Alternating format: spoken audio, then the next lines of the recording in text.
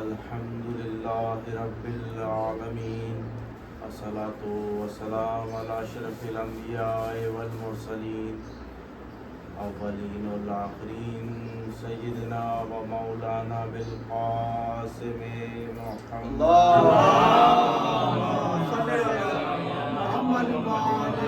محمد الطیبین الطاہرین المعصومین المظلومین المنتجبین المنتخبین لعنت اللہ علیہم اجمعین اما بعد فقد قال اللہ فی کتاب المحکم الحکیم بسم اللہ الرحمن الرحیم وممن خلقنا یہدون بالحق وبہ یعدلون صلی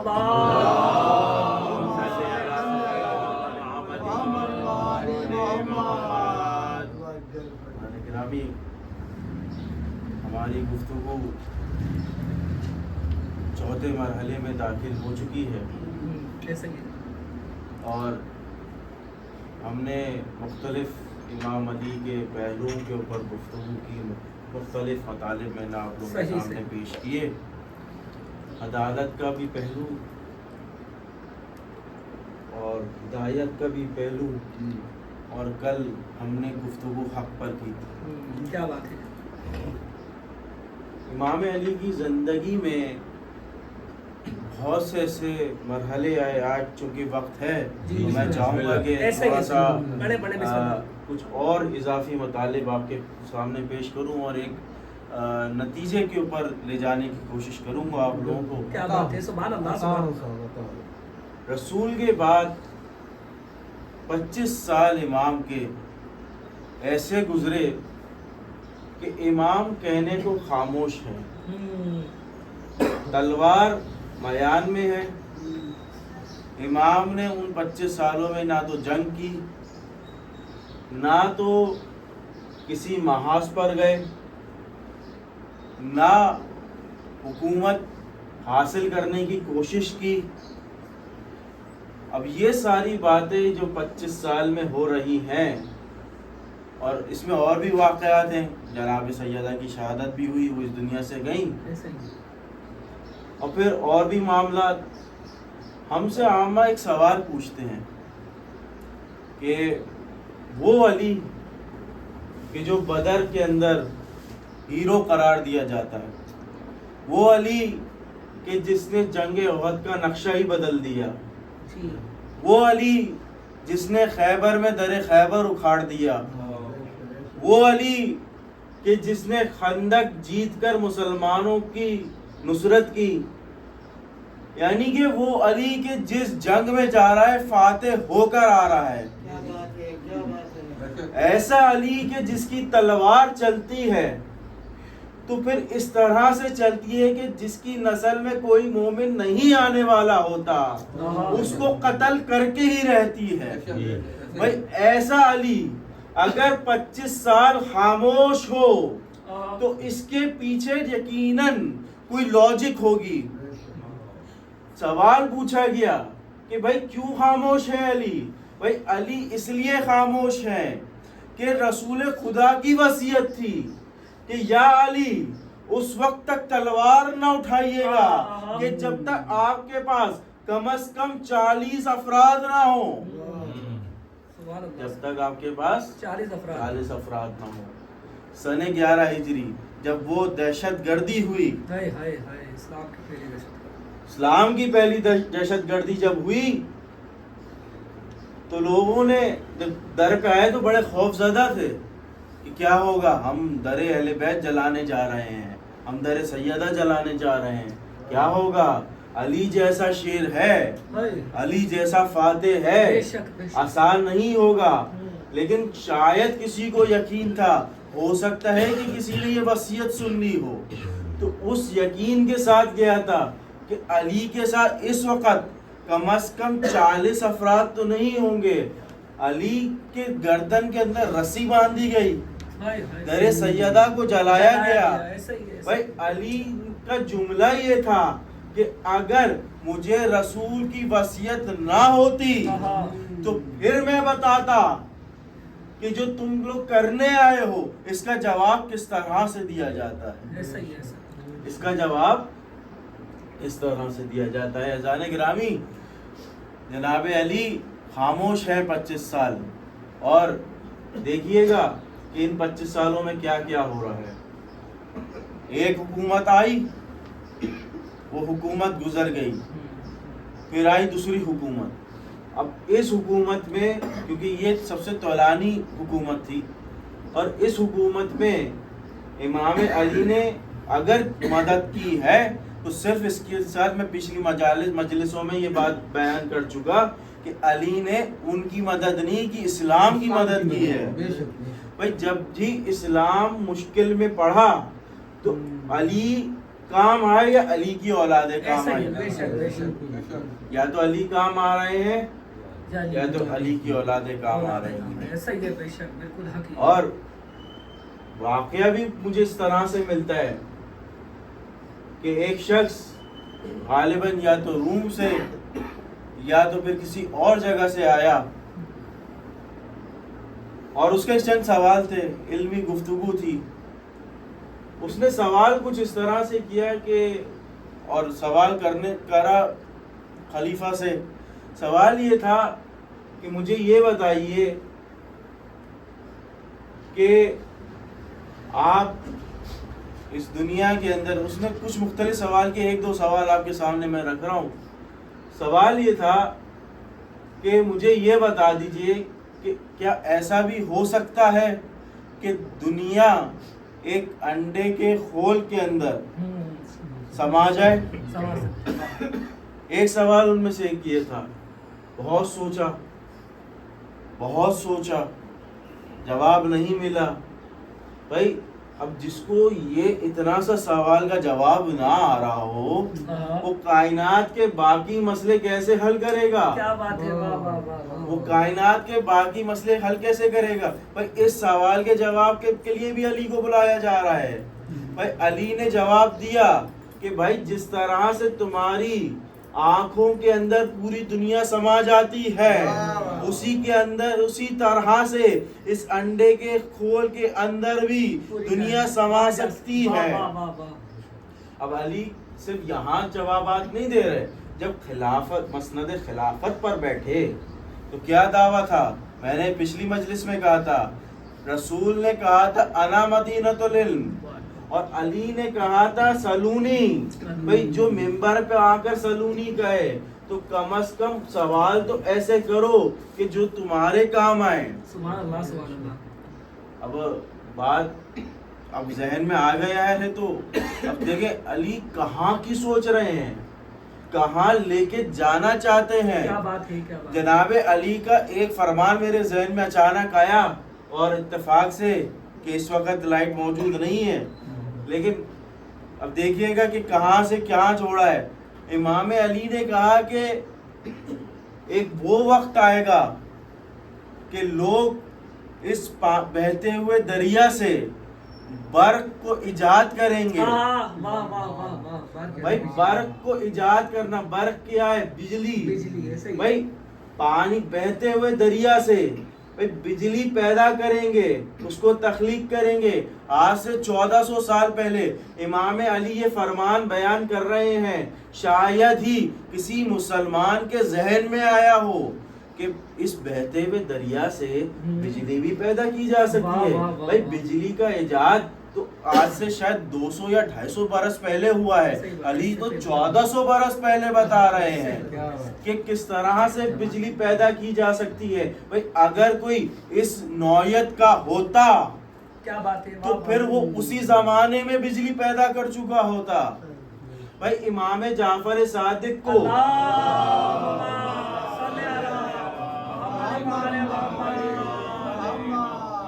جعفر صادق علیہ السلام کو ایسے شاگرد ملے نا کہ جن کو دنیا آج بابا کیمیا سے جانتی ہے. جابر بن حیان نام ہے. بھائی اس شخص نے کیا کیا؟ اس شخص نے امام کے بتائے ہوئے اقوال کو اپنی کیمسٹری کے اندر پریکٹیکلی پریکٹیکلی عمل کرنا شروع کیا. اب پریکٹیکلی کس طرح سے کر رہا ہے؟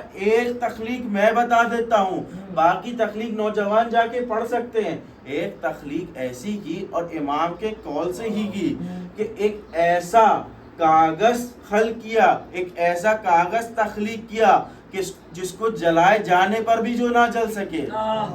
بھائی یہ تخلیق کیوں ضروری تھی؟ شاید جابر نے امام سے سن رکھا ہو کہ بہت جلد وہ وقت آنے والا ہے کہ جب یہ کتابوں کو جلایا جائے گا، علم محمد کو جلایا جائے گا. ہو سکتا ہے کہ امام جابر کو تیار کر رہے ہوں ایسے وقت کے لیے. کیا بات ہے، واہ واہ. بھائی امام اپنے شاگردوں کو کوئی سوچ سمجھ کر تیار کرتا ہے. ہر شاگرد کو ہر علم نہیں دیا جاتا.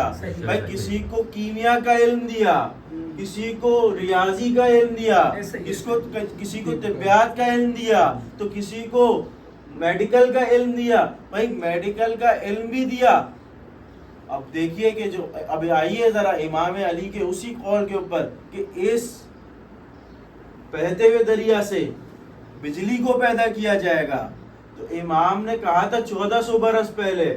اب آج جا کے ذرا اگر آپ ناردرن ایریاز میں گئے ہوں اور آپ نے تربیلا ڈیم دیکھا ہو، تو تربیلا ڈیم سے جب پانی گرتا ہے تو ایک ٹربائن ہے جو چلتی ہے.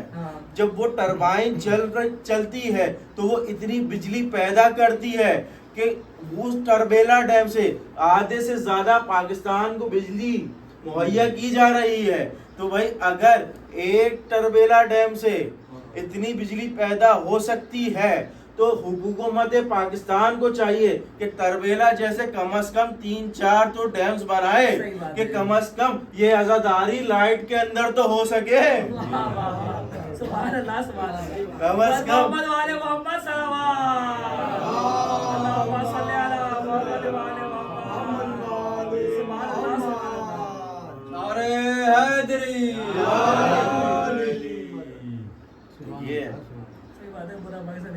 یہ عزاداری ویسے تو اس وقت بھی ہو رہی تھی جب لائٹ نہیں تھی، جب بجلی نہیں تھی، جب ایک دیے کے نیچے لوگ بیٹھ کے مرثیے بھی پڑھا کرتے تھے، جمعے بھی پڑھا کرتے تھے، ذاکر بھی پڑھتا تھا.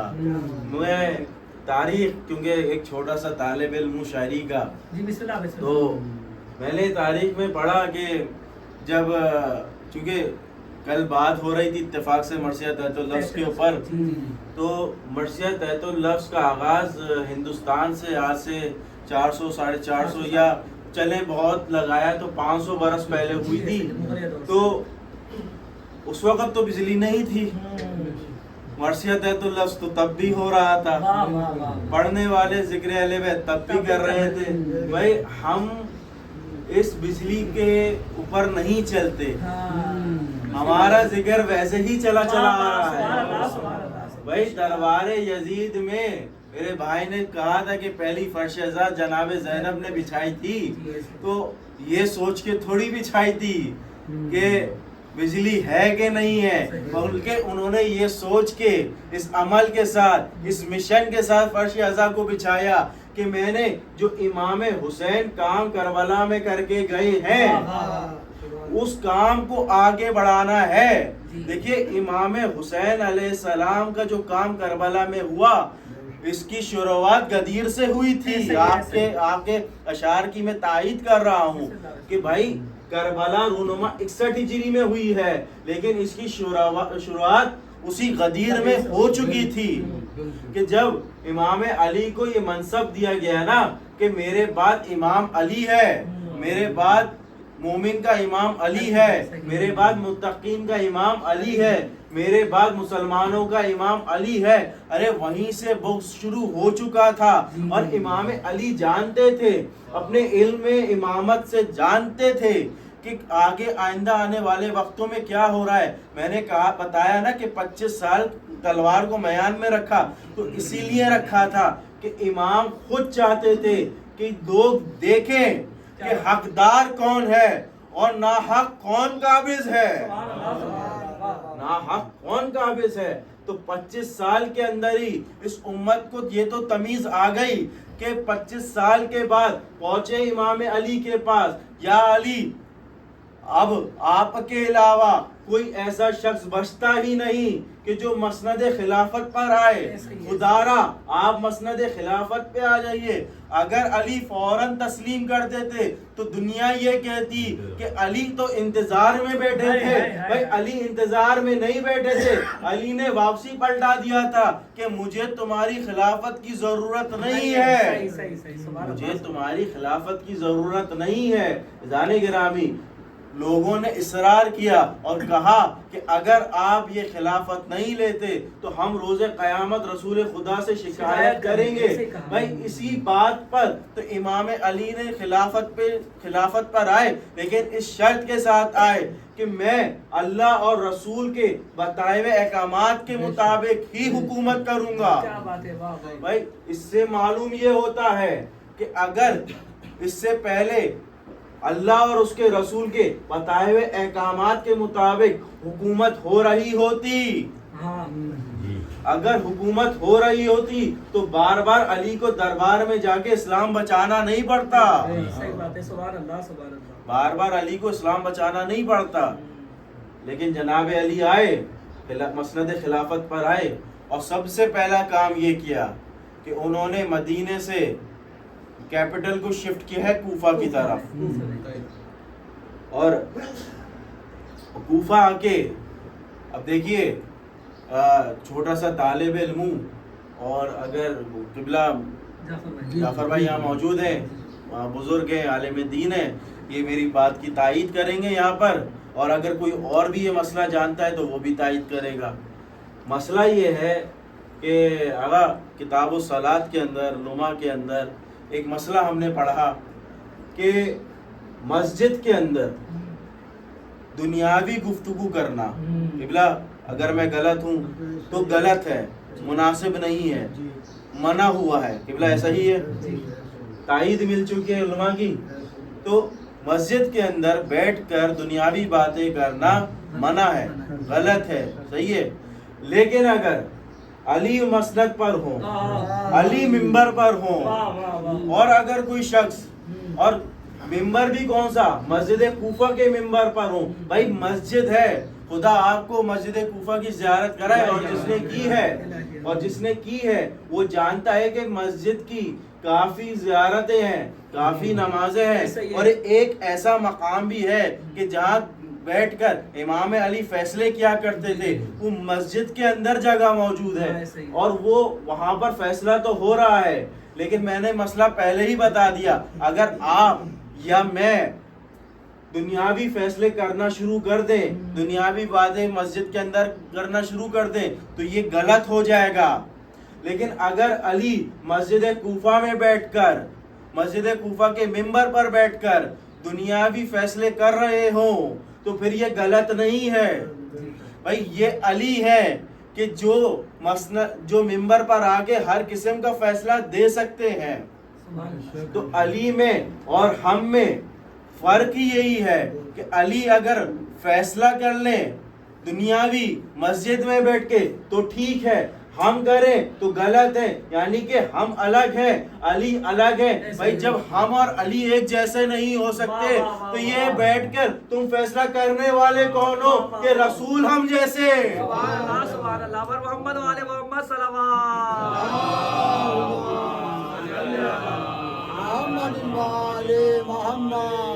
بھائی جب علی کے برابر تم پہنچ نہیں سکتے تو تم کس دعوے سے کہہ رہے ہو کہ رسول ہم جیسے؟ سبحان اللہ، سبحان اللہ۔ عزیزان گرامی، اب مسجد کوفہ میں اب ایک اور مسجد کوفہ کا ایک واقعہ میرے ذہن میں آیا کہ امام علی منبر پہ بیٹھے ہیں، فیصلے ہو رہے ہیں، لوگوں سے گفتگو ہو رہی ہے، خطبہ دیا جا رہا ہے، ایسے میں ایک اژدہا مسجد میں داخل ہوا۔ اب جیسے یہاں سناٹا تھوڑا چھایا ہوا ہے تو سناٹا وہاں بھی چھا گیا تھا ایک وقت کو۔ आवाज़ लेकिन बुलंद सलावत।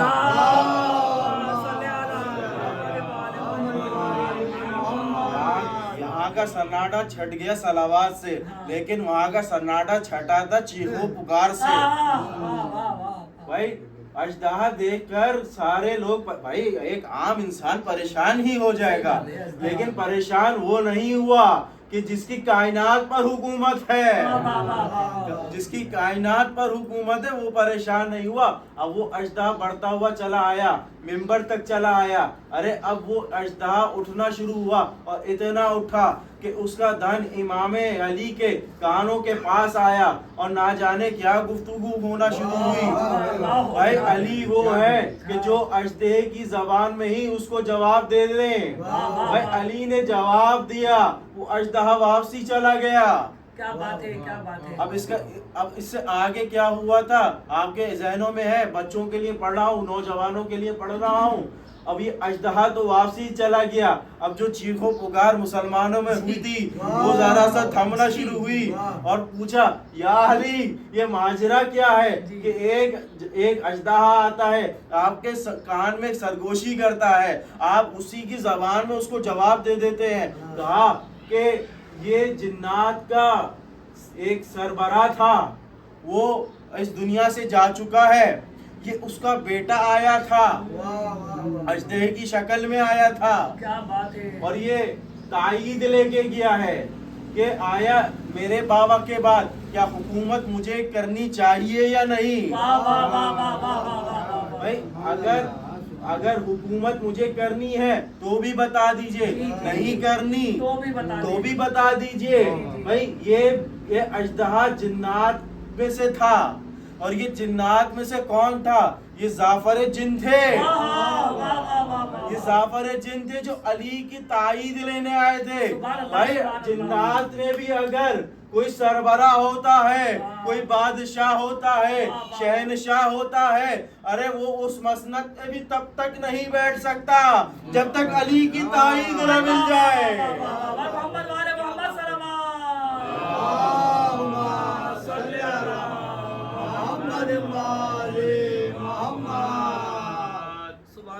यानी कि जिन्नात में भी अली के चाहने वाले हैं।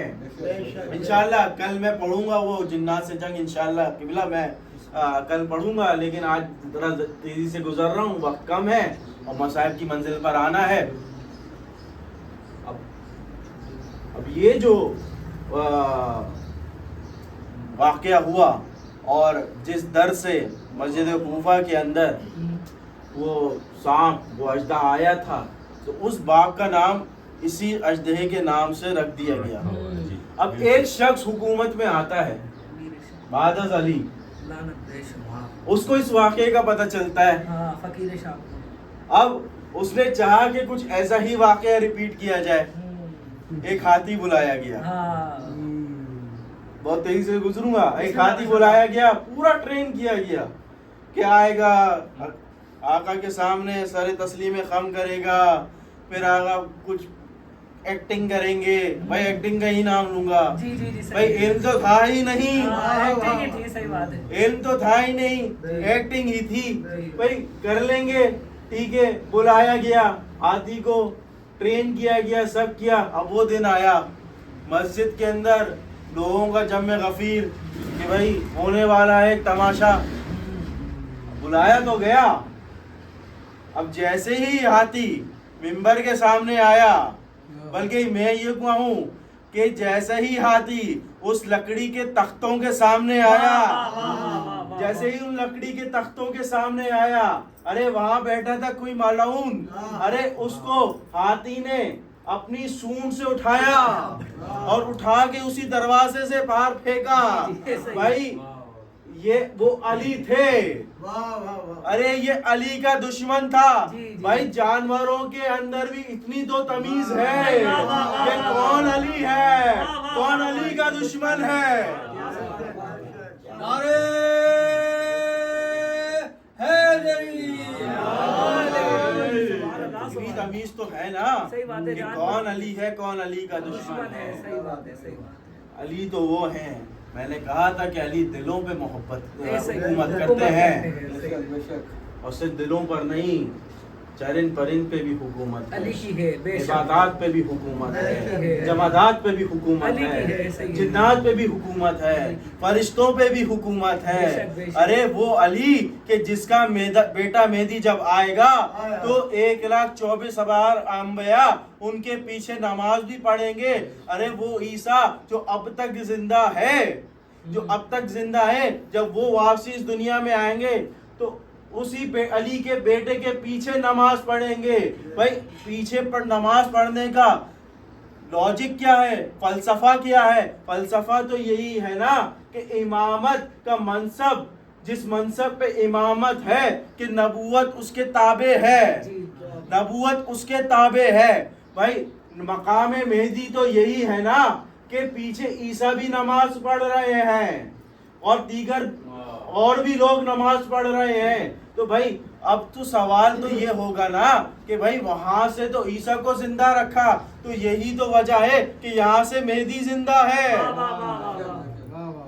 جانے گرامی، مقصد کربلا میں کل ہی انشاءاللہ جو مطالب میں نے آج چھوڑے ہیں، خاص طور پہ اس جنگ کا جو میں نے مطالب چھوڑے ہیں وہ میں کل بیان کروں گا۔ لیکن دیکھیے وقت تیزی سے گزر رہا ہے اور آج کے بعد انشاءاللہ 2 مجالس رہ گئی ہیں جو مجھے یہاں پہ پڑھنی ہے۔ مجالس کا سلسلہ تو خیر چلتا ہی رہے گا، ہم نہیں بھی تھے تب بھی یہ مجالس ہو رہی تھی، ہم نہیں ہوں گے تب بھی مجالس ہوں گی، خدا سلامت رکھے۔ تو اب معاملہ یہ ہے کہ یہ مجالس میں ایک بس یہ بچوں کے لیے میں بیان کر رہا ہوں، اس کے بعد پھر میں آ جاؤں گا صاحب کی منزل پر، کیونکہ آج تذکرہ بھی 2 بچوں کا ہی کرنا ہے۔ بیٹا یہ مجلس ہمیں اتنی آسانی سے نہیں ملی، اس کے لیے ہم نے قربانیاں دی ہیں۔ ہم نے اگر تاریخ میں آپ جا کر پڑھیں، قبلہ تائید کریں گے اس بات کی کہ وہ وقت بھی تھا کہ جب امام علی کا نام لینا نہیں فقط رکھنا بھی گناہ تھا، جرم تھا، کہ لوگوں کو قتل کر دیا جاتا تھا۔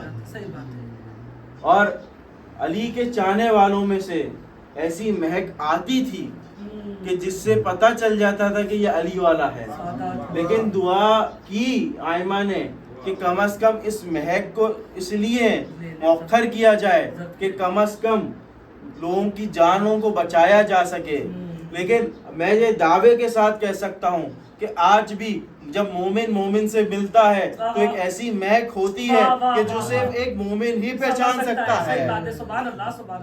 تو یہ مجالس یہ دین ہے جناب زینب کی، یہ درسگاہ ہے، یہ یونیورسٹی ہے، کہ ایک ایسی یونیورسٹی ہے کہ ایک 15 سال کا بھی بچہ بیٹھا ہے، ایک 70 سال کا بزرگ بھی بیٹھا ہوا ہے، اور دونوں کے لیے مطالب وہی ہیں۔ بھائی میں تو صرف ڈیلیوری کرنے آیا ہوں، میں تو صرف ایک اوریٹر ہوں، میں تو صرف ایک خطیب ہوں۔ بھائی مجلس کا میٹر تو دینے والے وہ تھے کہ جنہوں نے پہلی مجلس کو انعقاد کیا۔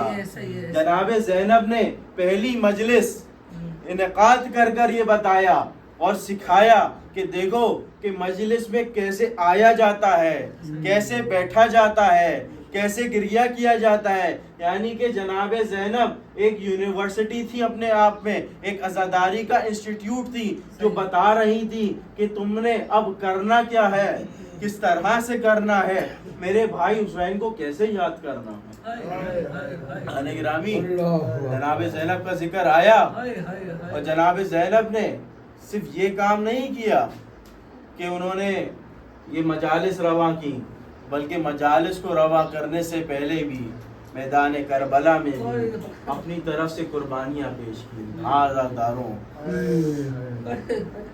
2 بیٹے ہیں جناب زینب کے، ایک کا نام اون ہے، ایک کا نام محمد ہے۔ میں بہت آہستہ سے بہت آرام سے پڑھوں گا، مسلسل مجالس کا سلسلہ ہے تو کبھی کبھار ایسا ہوتا ہے کہ جسم کے اندر درد آ جاتا ہے تو میں بہت آرام سے پڑھوں گا، لیکن اب گریہ خوب کیجئے گا۔ 2 شہزادے ہیں، جب مدینے سے چلی تھی نا زینب تو جناب زینب کے شوہر نے یہ حکم دیا تھا، یہ ریکویسٹ کی تھی کہ اے زینب یہ دونوں بچے آپ کے حوالے، جب کبھی بھی امام حسین پر برا وقت آئے تو بلا جھجک ان دونوں نوجوانوں کو، ان دونوں دلیروں کو، ان دونوں شیروں کو امام حسین پہ قربان کر دیجیے۔ یعنی کہ پہلے سے اجازت تھی، پہلے سے تائید حاصل تھی۔ شب عاشور روایتوں میں ملتا ہے کہ ہر ایک ماں اپنے بچوں کو تیار کر رہی ہے۔ کسی خیمے میں جناب ام فروا ہیں، جناب قاسم کو تیار کری ہے، بیٹا قاسم کل آپ نے اپنے چچا حسین پہ قربان ہونا ہے۔ کسی خیمے سے آواز ام لیلہ کی آتی ہوگی کہ اے علی اکبر میرے پاس تو فقط آپ ہیں، لیکن اے علی اکبر کل آپ کو اپنے بابا حسین بھی قربان ہونا ہے۔ ارے شاید کسی خیمے سے آواز آتی ہو اے علی اصغر، ارے آپ نے تو ابھی گھٹنیوں بھی چلنا نہ سیکھا، اے علی اصغر آپ نہ جانے کس طرح سے قربان ہوگے۔ ارے میں پڑھوں گا جناب علی اصغر کی روایت پرسوں، تو نہ جانے ارے ایک خیمہ ایسا بھی تھا، جناب زینب اس خیمے میں ہے، اپنے بچوں کے بالوں کو سنوار رہی ہیں، پیار کرتی جاتی ہے اور کہتی جاتی ہے اے میرے شیرو، اے میرے دلیرو، ارے کل تمہیں امو جان پر قربان ہونا ہے، ارے کل جنگ ہوگی، میں نہیں چاہتی کہ تم سے پہلے علی اکبر اس دنیا سے رخصت ہو، ارے میں دودھ نہ بخشوں گی، اے اولو محمد تم علی کے نواسے ہو، تم جعفر طیار کے پوتے ہو، ارے تمہارے خون میں دلیری ہے، تمہارے خون میں شجاعت ہے، ارے تم نے تلوار چلانا عباس سے سیکھی ہے، ارے کل اپنی تلوار کے جوہر دکھانا۔ غالِ گرامی روز عاشور آیا، ارے ایک ایک کر کے اصحاب قربان ہونا شروع ہوئے، حبیب قربان ہوئے، مختلف جاتے جاتے ہیں۔ ارے یہ 2 بچے اپنے ماموں حسین کے پاس آتے ہیں، کہتے ہیں ماموں جان ہمیں اجازت دیجئے، ماموں جان ہمیں اجازت دیجئے۔ ارے امام حسین کیسے اجازت دیتے، ارے زینب کے دلارے ہیں، ارے وہ زینب جس سے حسین بڑی محبت کرتے ہیں، ارے یہ اسی زینب کے لخت جگر ہے، ارے کس طرح سے اجازت ملے۔ ارے بچے ارے خیمہ کے باہر بیٹھے ہیں، زینب کی نظر پڑی، اے اولو محمد ابھی تک آپ میدان کربلا میں نہ گئے، ابھی تک جنگ کو نہیں گئے۔ کہا کہ اے اماں ارے ہم تو جانا چاہتے ہیں، لیکن ماموں جان اجازت نہیں دیتے۔ زینب نے کہا جاؤ اپنے ماموں عباس کو بلاؤ، ارے عباس کو بلایا۔ جناب زینب کہتی ہیں عباس ذرا مجھے حسین سے چند باتیں کرنی ہیں، جائیے آقا حسین کو بلا کے لائیے۔ حسین آتے ہیں اور گفتگو شروع ہوتی ہے، کہتی ہیں کہ اے بھیا حسین یہ 2 بچے میں آپ اپنی طرف سے آپ پہ قربان کرنا چاہتی ہوں۔ ارے کہا کہ اے بہن زینب ہو سکتا ہے عبداللہ بن جعفر نے اجازت نہ دی ہو۔ زینب کہتی ہیں نہیں میں اجازت لے کر آئی تھی، ارے خود عبداللہ بن جعفر نے کہا تھا کہ جب امام پر برا وقت آئے، ارے جب جنگ کے آثار دکھنا شروع ہو تو ان 2 بچوں کو اپنے بھائی حسین پہ قربان کر دینا۔ ارے یہ گفتگو ہوئی، جناب زینب نے امام حسین کے ساتھوں طرف ایک بار اولو محمد محمد کا صدقہ اتارا. ارے صدقہ اتارنے کے بعد کہا اے بھیا حسین, ارے میں نے ماں سے سنا تھا ارے جب کسی کا صدقہ اتار دیا جائے ارے اس صدقے کو ارے گھر میں نہیں رکھتے. اے بھیا حسین, ارے میرے دونوں نوجوانوں کو اب تو اجازت دیجئے. جان گرامی اجازت ملی. 2 گھوڑوں کو لایا گیا. ارے ایک بیٹے کو حسین نے سوار کیا, ایک بیٹے کو حسین نے سوار کیا, ایک بیٹے کو عباس نے سوار کیا.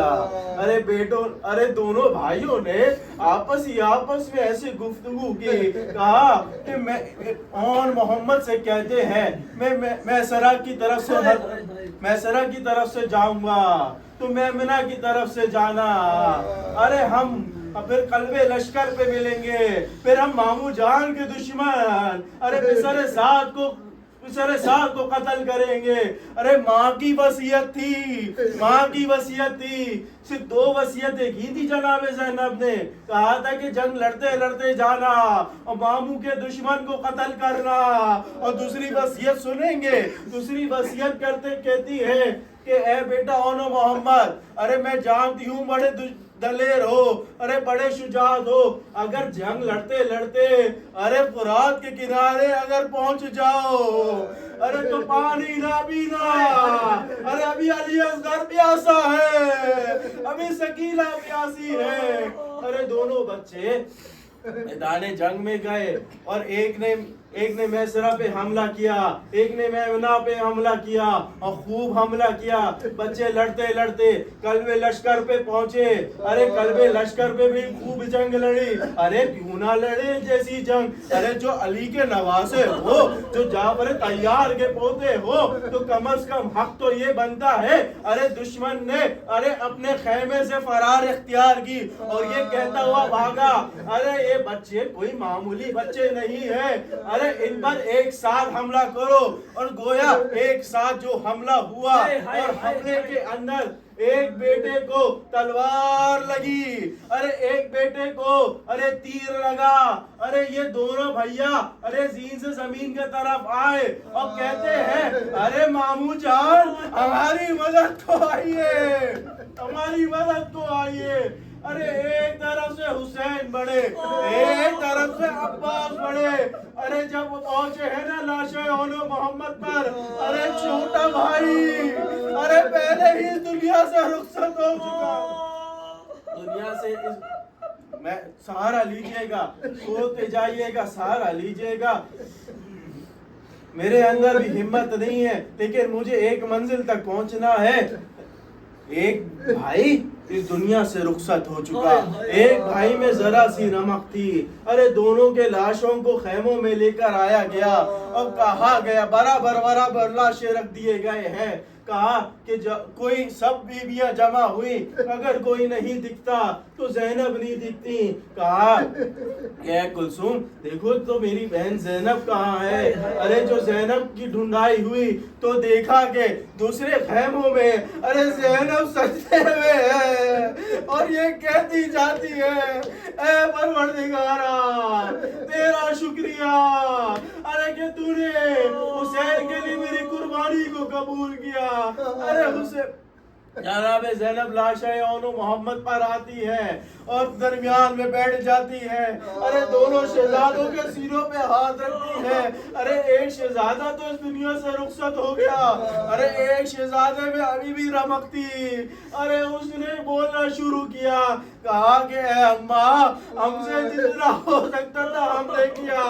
ارے دشمن رائے فرار اختیار کر گیا. اے اماں ہم تو رات تک پہنچے تھے, لیکن اے اماں ہم نے پانی نہ پیا, ہم نے یہ پانی نہ پیا. ارے زینب کے دونوں لختے جگر اس دنیا سے رخصت ہوئے, لیکن جناب زینب نے اونو محمد پر نہ روئی, اونو محمد کا غم نہ کیا. ارے عاشور کے بعد 11 محرم کی صبح آئی، ان بیویوں کو اونٹ کے اوپر بٹھایا گیا۔ جانتے ہیں نا اونٹ تھوڑا اونچا ہوتا ہے، جب جناب زینب کو اونٹ میں بٹھا کے بلند کیا گیا تو میدان کربلا کا نظارہ دیکھا۔ کسی ایک جگہ پر 2 بھائیوں کے لاشیں دیکھے۔ زینب نے کہا اے محمد، آج تیری ماں رخصت ہو رہی ہے۔ لیکن تب بھی ماتم نہ کیا۔ ماتم کا جناب زینب نے کہا محمد کا ماتم کیا۔ یہ جب قافلہ چھٹ کر جب مدینہ آیا، جناب زینب اپنے گھر میں داخل ہوئی۔ حجرے محمد بھائی، تو چھوٹی چھوٹی جگہ پر